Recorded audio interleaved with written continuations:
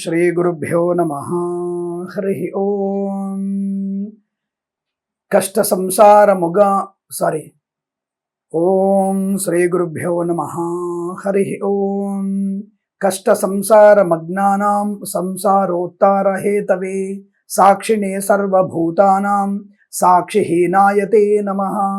సర్వధాత్రే విధాత్రే చ సర్వద్వంద్వామపహారిణే సర్వావస్థాసు సర్వేషాం సాక్షిణై నమో సర్వధాత్రే విధాత్రే చ సర్వద్వంద్వాపహారిణే సర్వావస్థాసు సర్వేషాం సాక్షిణే వై నమో నమః.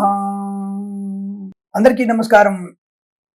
బ్రహ్మంగారి కాలజ్ఞానం ఎంతవరకు నిజము, ఎంతవరకు అబద్ధము, అసలు బ్రహ్మంగారు నిజమైనటువంటి కాలజ్ఞానేనా అనేటువంటి అనేక రకాలైనటువంటి అనుమానాలు. శ్రీ పోతులూరు వీర బ్రహ్మం గారు మంచి ఉన్నతమైనటువంటి కాలజ్ఞానం పొందినవారు, అద్భుతమైనటువంటి జ్ఞాన భాండాగారు, నిర్వివాదాంశం దాంట్లో. అయితే స్వామివారు రాసినటువంటి మూల గ్రంథాన్ని అనేక రకాల ఇతర వాక్యాలు అందులో చొచ్చుకు రావడం, అందులో చేర్చడం వల్ల వచ్చినటువంటి పైత్య రూపకమైనటువంటి దౌర్భాగ్య స్థితి. ఆయన నిజమైనటువంటి మూల గ్రంథంలో చాలా మంచి విషయాలు చెప్పబడ్డాయి. ఇంకా పోతూ పోతూ మనం వెంపల చెట్లకి నిచ్చెలు వేసేది, అలాగే గతలు జరిగినటువంటివి, ముండమోపులు దేశాన్ని ఏల్తారని చెప్పడం, అలాగే ముష్కరుల యొక్క దాడితో మనం విచ్ఛిన్నం అవుతామని చెప్పడం, సనాతన ధర్మం ముక్కలవుతుందని చెప్పడం, తర్వాత మళ్ళీ అది సనాధర్మం గొప్పగా అవుతుందని చెప్పడం, ఉన్నతమైనటువంటి రామరాజ్య పాలన పునఃస్థాపితమవుతూ చెప్పడం, ఇవన్నీ జరగబోతున్నాయి, జరిగినాయి కూడా.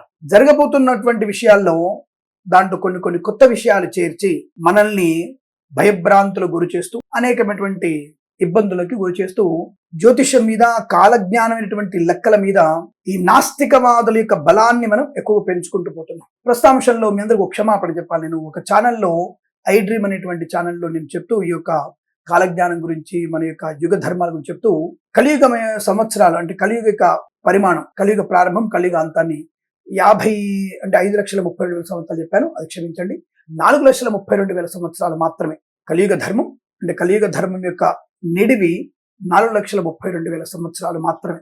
అందులో మనం ఇప్పుడున్నది జంబూ ద్వీపంలో ప్రథమ పాదంలో ఉన్నాం. కలియుగ ప్రథమ పాదంలో ఉన్నాం. ఇంకా చాలా జరగాల్సినవి. అయితే ఇక్కడ మనం గుర్తుపెట్టుకోవాల్సినవి యుగ ధర్మాలు ఏమిటి అనే విషయాన్ని ఆలోచిస్తే మనకి కృతయుగం అనేది ప్రారంభం.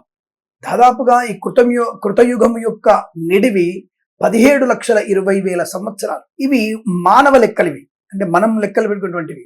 కానీ మన యొక్క యుగములో దైవ సంవత్సరాలు, దైవం యొక్క సంవత్సరాలు కొన్ని ఉంటాయి.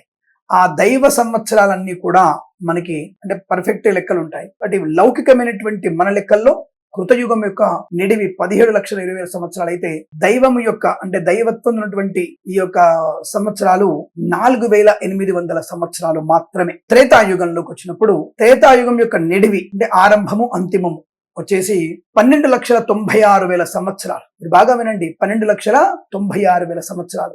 అలాగే దైవ సంబంధమైనటువంటి సంవత్సరాలు వచ్చేసి 3,600 సంవత్సరాలు. ఇక ద్వాపర యుగం 8,64,000 సంవత్సరాలు. అలాగే దైవనామ అంటే దైవ సంవత్సరాలు 2,400 సంవత్సరాలు. ఇక మనము నడుస్తున్నటువంటి కాలము కలికల్మషమైనటువంటిది, విద్వేషాలు, మత ప్రేరేపణలు, అనేకమైనటువంటి దౌర్భాగ్య స్థితిని, ధర్మం ఒకటే పాదంలో నడిచేటువంటి స్థితిలో ఉన్నాం మనం.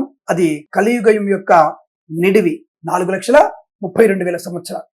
ఇది దైవం యొక్క సంవత్సరాల్లో 1,200 సంవత్సరాలు మాత్రమే. అలాగే ఇవి మొత్తంగా కూడుకున్నప్పుడు 4 యుగాలని కూడుకున్నప్పుడు 43,20,000 సంవత్సరాలకి బ్రహ్మగారికి ఒక సమయం పూర్తవుతానికి కనురెప్ప వాల్సిన సమయం పూర్తవుతుంది.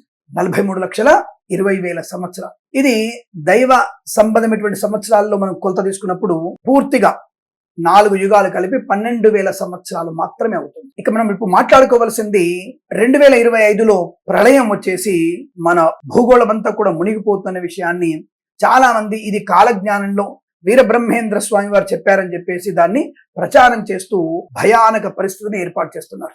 2025లో కాదండి, మనకి దాదాపుగా 4,32,000 సంవత్సరాలకి ఇంకా మన నిడివి ఉంది. అలాగే మన కలియుగము ఒక లెక్క ప్రకారంగా ఇది కలియుగం ప్రారంభమై అందరూ చాలా మంది కురుక్షేత్రం యుద్ధం అనంతరం కలియుగం ప్రారంభమైందంటారు.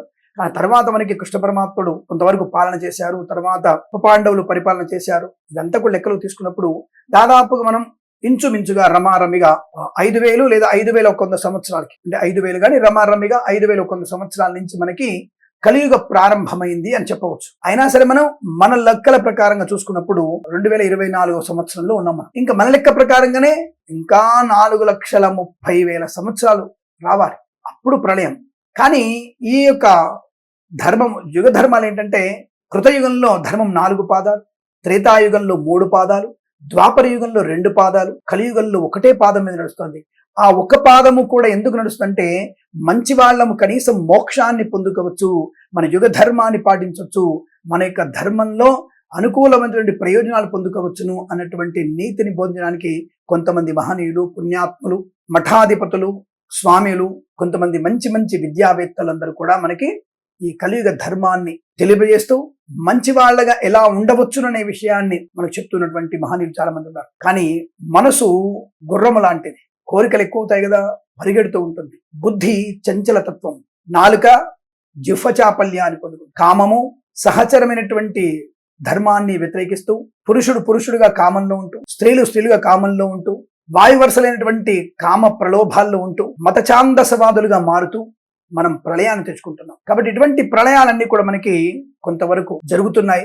కానీ 2025లో పూర్తిగా మనం ఏమన్నా నాశనం అయిపోతాం అనేది లేదండి. బట్ 2026లో కొంతవరకు, 2026లో ఆగస్టు మాసంలో కొంతవరకు ఉపద్రవాలు ఎక్కువగా ఉండే అవకాశం కనబడుతుంది. 2026 అంటే ఒక సంవత్సరం గ్యాపే ఉంది మధ్యలో. కాబట్టి అంటే దాదాపుగా 2020 అంటే 2 సంవత్సరాలు అనుకోండి. అంటే 2026లో అటువంటి కొంత ప్రళయం వచ్చే అవకాశం. ప్రళయం అంటే ఏమిటి? దేశం మొత్తం నాశనం ఏది కాదండి. కొన్ని ఎక్కువ సునామీ లాంటివి, ఎక్కువగా అగ్ని ప్రమాదం లాంటివి సంభవించి వన్యమృగాలు కానీ, మానవులు కానీ అకస్మాత్తుగా కాలించే అవకాశం. మరి మనం చేసుకున్నటువంటి ప్రమాదాలు కదా, మనం కూర్చున్న కొమ్మని నరుక్కుంటున్నాం. చెరువులలో, కుంటలల్లో, సముద్రాల పక్కన చెరువులని మనం మూసేసి, నదులని మూసేసి మనం ఇళ్లు కట్టుకుంటున్నాం, కంపెనీలు కట్టుకుంటున్నాం, రసాయన ఉత్పత్తులు చేస్తున్నాం, కృత్రిమైనటువంటి ఆహార పదార్థాలు తింటున్నాం, కృత్రిమంగా తయారు చేసేటువంటి వస్తువుల్ని మనం ఎక్కువగా వాడుతున్నాం, ప్లాస్టిక్ అనే భూతాన్ని పెంచుకుంటున్నాం, ధూమపానం, మద్యపానాన్ని పెంచుకుంటున్నాం, వాయువర్సలైనటువంటి కామాన్ని పెంచుకుంటున్నాం. ఇవన్నీ కూడా మనకి పాపం పెరిగిపోయి టక్కన పడిపోవాలిగా. అటువంటి పాప నాశనాన్ని కలిగించడానికి ఉప్పెనలు కానీ, లేదా సునామీ లాంటివి, చిన్న చిన్న సునామీ లాంటివి కానీ మనకు వచ్చి 2026లో కొంత ప్రమాదం జరిగే అవకాశం కనబడుతుంది. ఇక్కడ 2026 ఆగస్టులో ఎందుకు జరగబోతుంది అని అడిగితే, సింహరాశిలో చంద్రకేతుల యొక్క యోగం, కర్కాటకంలో బుధుడు, గురుడు, రవిగ్రహాల కలయిక, బుధ గురు రవిగ్రహాల కలయిక, కుజుడు మనకి మిథునంలో ఉండడము, ఇవన్నీ కూడా ఒక రకమైనటువంటి సరళరేఖలో కొన్ని గ్రహాల యొక్క ప్రభావం. నేను పంచగ్రహ కూటం కదండి, ఒకే సరళరేఖలో కొన్ని పాపగ్రహాల యుతి లాంటిది కనబడడం వల్ల, మరి కర్కాటకంలో గురుడు ఉచ్చస్థితి కదండి, రవి మిత్రుడు కదా, ఈ సరళరేఖటువంటి గ్రహాల వల్ల ఒక రకమైనటువంటి సునామీ లాంటి ఉత్పాతాలు, కొంత రకమైనటువంటి ఉప్పెనలు లాంటివి చోటు చేసుకొని కొన్ని ప్రాంతాలు, అంటే భారతదేశానికి వచ్చిన ప్రమాదం ఏం లేకపోయినా చెన్నై లాంటి ప్రాంతాల్లో, లక్షద్వీప్ అనేటువంటి ప్రాంతాల్లో కొంత ఇబ్బంది పడే అవకాశం, ఆఫ్రికా ఖండంలో కొద్దిగా ఇబ్బందులు వచ్చే అవకాశాలు లాంటివి కొన్ని కనబడుతున్నాయి. అటువంటి ఉపద్రవాల వల్ల పాప నాశనం కలిగే అవకాశం, దాని నిమిత్తంగా జనాలు కొంత ఇబ్బంది పడే సూచనలు కనబడుతున్నాయి. సూచనలు చెప్తున్నాం. అందుకే మనం కనుక యజ్ఞయాగాదులు బాగా జరిగి, తిరుమల తిరుపతి దేవస్థానం, యాదాద్రి దేవాలయం, భద్రాచల రామయ్య వారి ఉత్సవాలు బాగా జరుగుతూ లోకల్యాణకు చేసే యజ్ఞయాగాదుల వల్ల మంచి జరగవచ్చు, ఆ సునామీల్ని మనం తప్పించుకోనవచ్చు, భగవంతుని యొక్క అనుగ్రహం అక్కడే పొందుకోవాలి. కాబట్టి అంతే తప్ప 2025లో భూమి నాశనం అయిపోతుంది, యుగాంతం అవుతుంది అనేటువంటి భావన ఎక్కడ లేదండి. అటువంటి భయాలు మీరు పెట్టుకోవాల్సిన అవసరం లేదు. ఒకవేళ అటువంటి ఉప్పెన్ లాంటివి వచ్చినా కొంత మనకి తీర ప్రాంతాల వరకు నష్టం జరిగే అవకాశం తప్ప మన భారతదేశానికి వచ్చేటువంటి ప్రమాదం లేదు. ప్రపంచంలో కూడా ఒక 40% వరకు మాత్రమే ఏదైనా ప్రమాదం జరిగే అవకాశం ఉంటుంది అన్న విషయాన్ని గుర్తించండి. కాబట్టి మీరేమీ కూడా ఈ విషయంలో మీరు కంగారు పడి అనవసరపు వివాదాన్ని సృష్టించకుండా, శుభకరమైనటువంటి ఆనంద యోగాల్ని, పుణ్యకర్మలు ఆచరిస్తూ, లోక కళ్యాణం కోసం పాటుపడుతూ, భారతదేశ వృద్ధి కొరకు, సనాతన ధర్మం వృద్ధి కొరకు మీరందరూ పాటుపడాలని, భగవంతుణ్ణి సర్వదా మనం ఆ స్వామి శరణు జుచ్చాలని కోరుకుంటూ, మీరందరూ కూడా సుఖ సౌఖ్యాలతో ఆనందమే జీవనం పొందాలని కోరుకుంటూ, సర్వే జనా సుఖినో భవంతు. ప్రేమతో మీ కిరణ్ శర్మ.